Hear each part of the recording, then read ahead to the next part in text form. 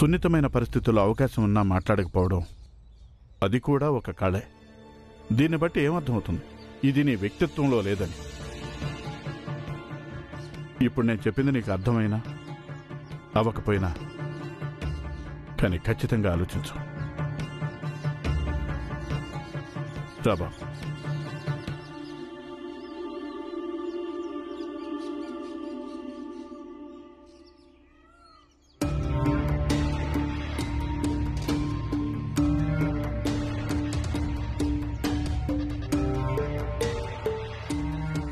బాలన్నయ్య, నీ వ్యక్తిత్వంలో ఎలాంటి లోపం లేదు. కానీ నాకు ఈ విషయం అర్థంగా అడుగుతున్నాను. ఒక తండ్రి అయ్యుండి తన చిన్న కొడుకుతో ప్రేమగా, పెద్ద కొడుకుతో ఇలా శత్రువులా మాట్లాడటం ఎవరైనా ఎలా చేయగలుగుతారు?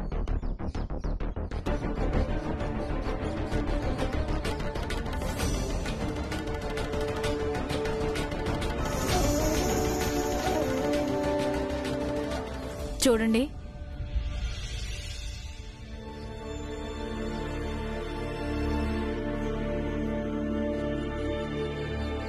మీరిద్దరూ మా బాలను ఎందుకు రెచ్చగొడుతున్నారు? అత్త, వీళ్ళు నన్నెందుకు రెచ్చగొడతారు? ఎవరో రెచ్చగొడితే రెచ్చిపోవడానికి నేను మూర్ఖుడిని కాదు. నాకు అందరి గురించి బాగా తెలుసు. బాలా,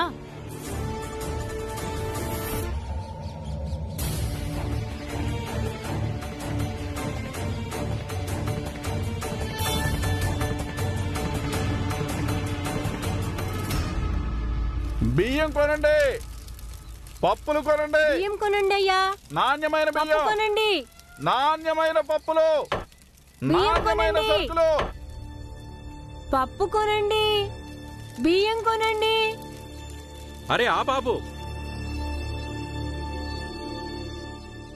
కిలో 5 అనాలది 2 అనాలకే ఇస్తాను, సగం ధరకే ఇస్తాను. మంచి సరుకులు చౌకగా కొనండి. రండి బాబు రండి. అయ్యో ఆగండి, పప్పు తీసుకోండి.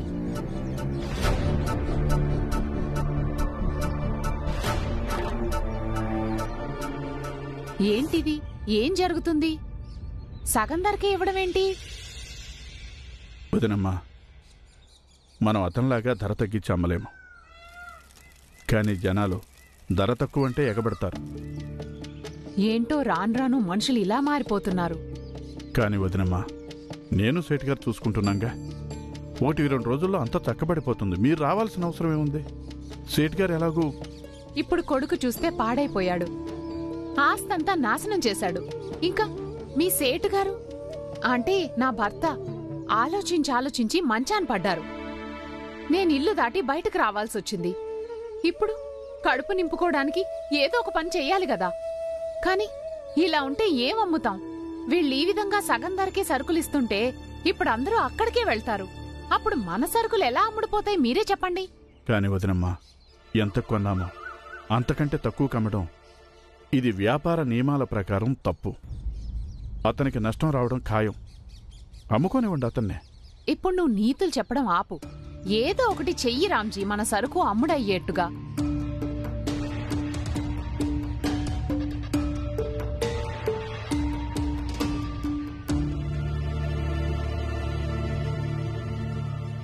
నేను మీకు ముందే చెప్పాను, వీళ్ళందరూ చౌక వస్తువులే కొంటారు.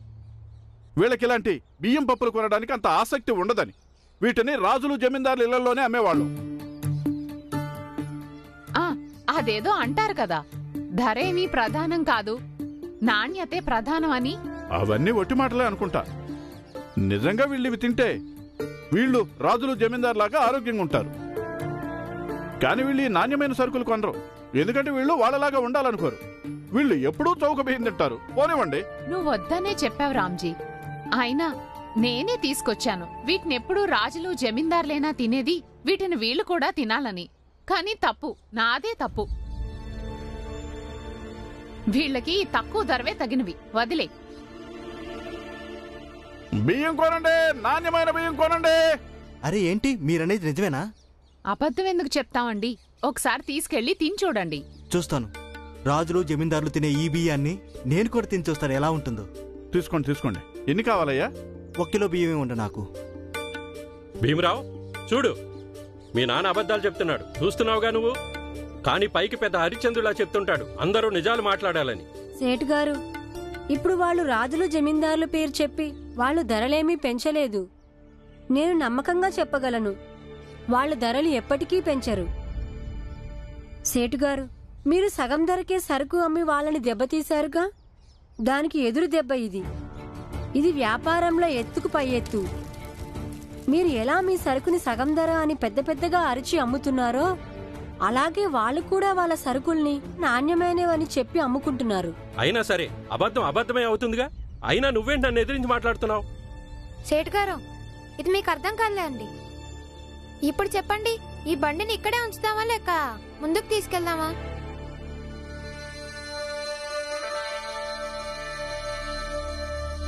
పదండి.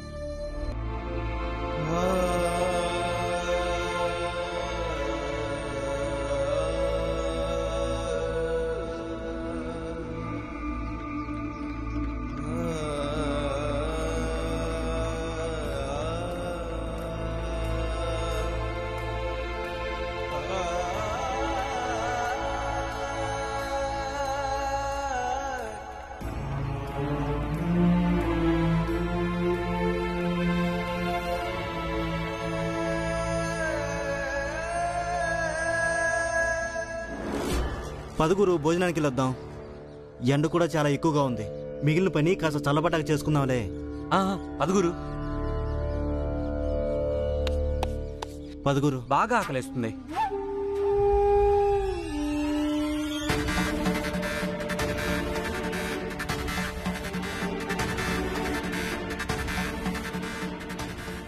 బాబాయ్,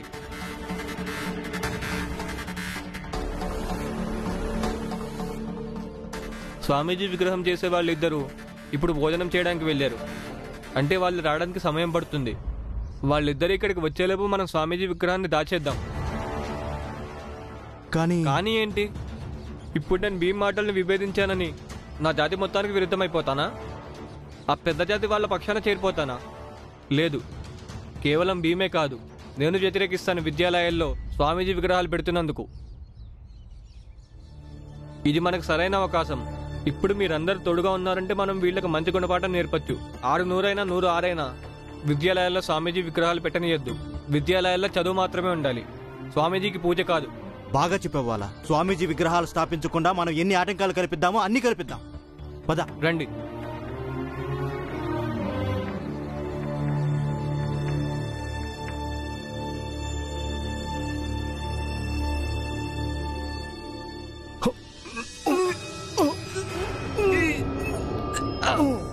ఎత్తండి.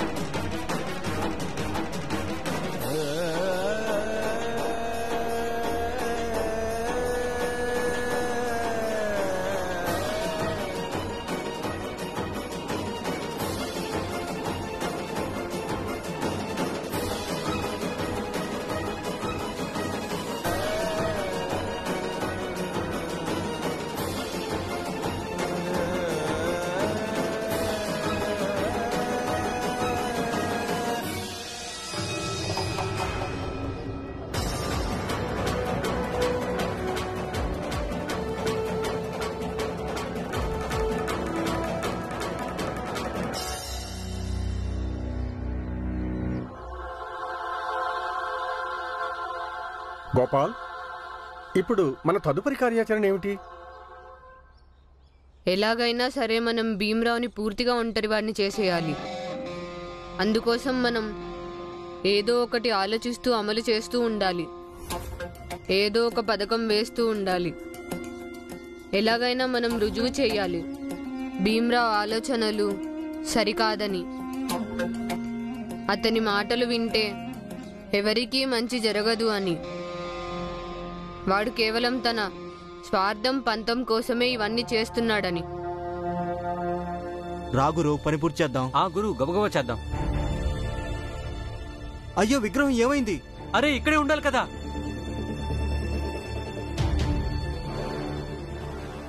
ఏ బాలా, ఆగు.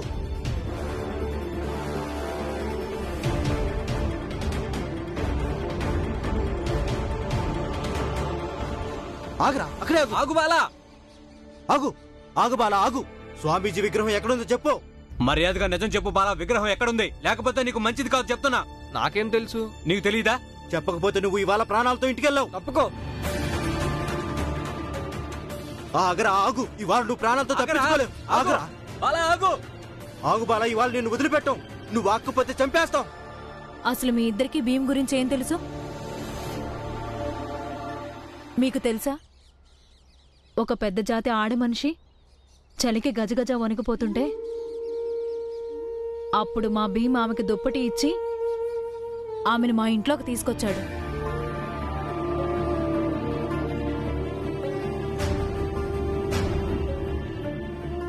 సమాజంతో పోరాడి ఆ స్త్రీకి మా ఇంట్లో ఉండడానికి చోటిచ్చాడు. మీకిది తెలుసా? ఒక పెద్ద జాతి పిల్ల విధురాలయ్యింది.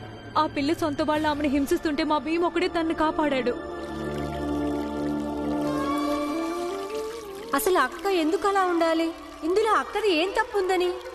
ఎవరో చనిపోతే వాళ్లతో పాటు బతుకున్న వాళ్ళని ఇలా హింసించి చంపడం ఏం న్యాయం? ఆ పిల్లని ఆ నరకల నుంచి తప్పించాడు.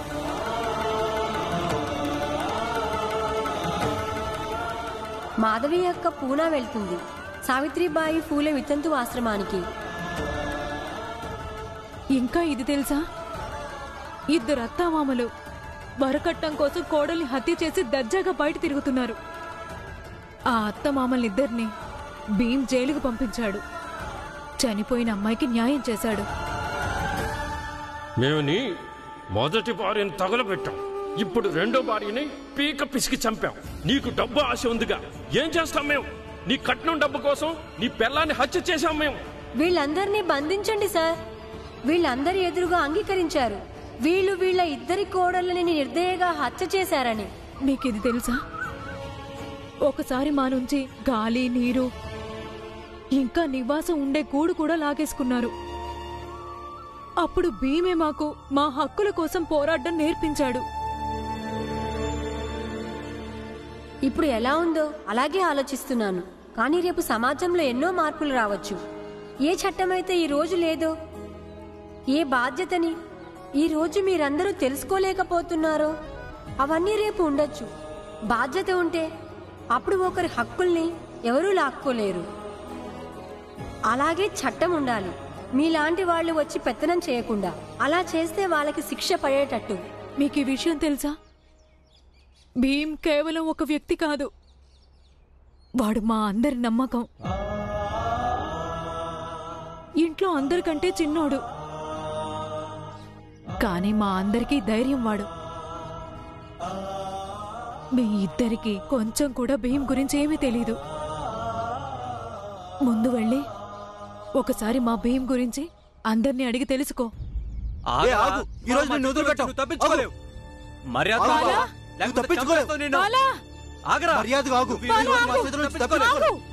ఆగు బాలా, ఏం జరిగింది? ఏం జరిగింది?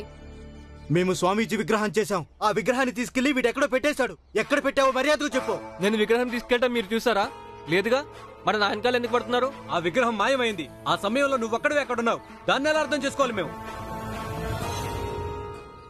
చెప్పు, ఆ విగ్రహం ఎక్కడ పెట్టావో, లేకపోతే నువ్వు తప్పించుకోలేవు. ఏమో నాకు తెలియదండి. నువ్వు అడిగితే ఇలా చెప్పు, నీకు 4 తగిలించాల్సిందే.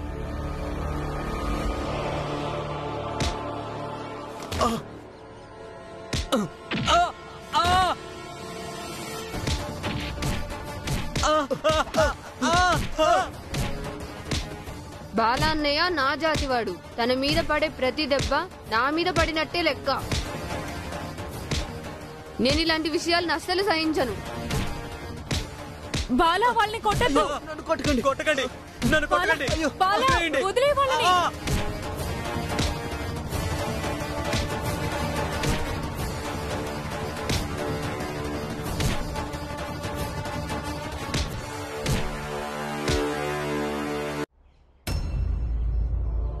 బాలా ఏంటిది?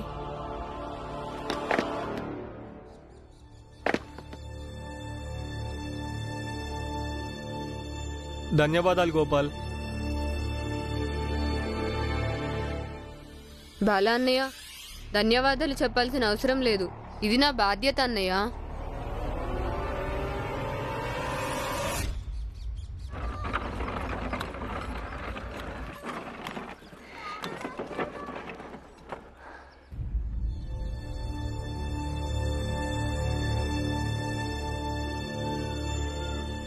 ఈరోజు సరికేమీ అమ్ముడవలేదుగా, కాబట్టి ఈరోజు డబ్బులు ఇవ్వను.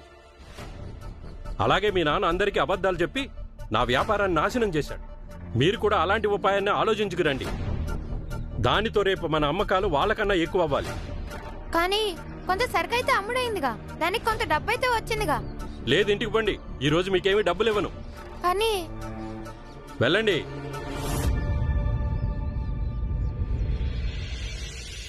భీమ్, మనం ఈ పని మానేద్దాం.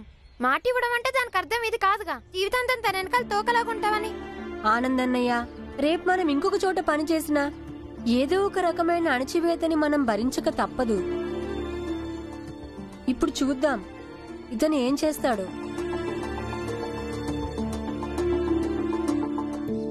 స్వామీజీ, ఇది అస్సలు భరించరానిది. ఆ వెధవలకి ఎంత ధైర్యం వచ్చింది? సగం తయారైన మీ విగ్రహాన్ని ఎత్తుకెళ్ళిపోయారు. స్వామీజీ, మీరు ఆజ్ఞాపించండి చాలు. నేను వెళ్ళి ఆ సన్యాసులను ఒక్కొక్కడిని పట్టుకుని కొట్టిపారేస్తాను. అప్పుడు జరిగిందంతా వాళ్ళ నోటితోనే చెప్తాను. కానీ స్వామీజీ, ఆ గోపాల్ ఈ పని వాళ్ళిద్దరికీ ఈ గతి పట్టించాడు. ఇది కూడా ఉపేక్షించాల్సింది కాదు.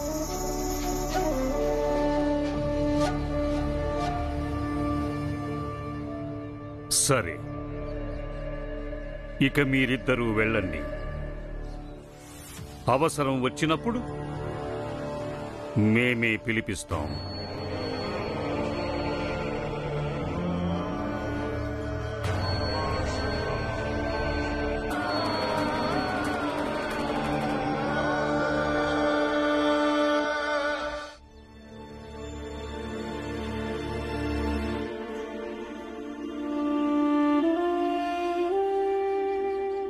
ఇప్పుడు ప్రశ్న ఇది కాదు, మనం ముగ్గురం కలిసి విడివిడిగా ఎన్ని డబ్బులు సంపాదించామని.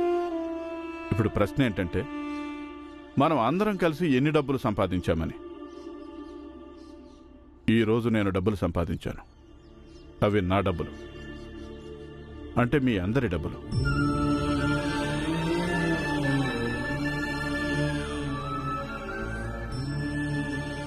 ఇదిగో బి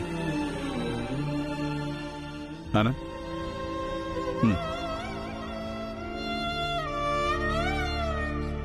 పదండి. స్వామీజీ, ఆ విగ్రహ దొంగలు ఏం చేద్దాం? వాళ్ల గురించి ఆలోచించటం కంటే ఇది ఆలోచించటం అవసరం.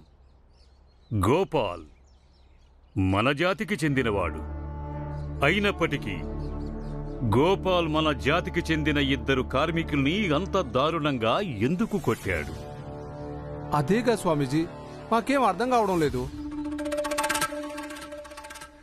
ఎవడైతే పరిస్థితులకి తగిన నిర్ణయం తీసుకుంటాడో వాడే గెలుస్తాడు. గోపాల్ ఏదైతే చేశాడో అందులో ఒక సందేశం ఉంది.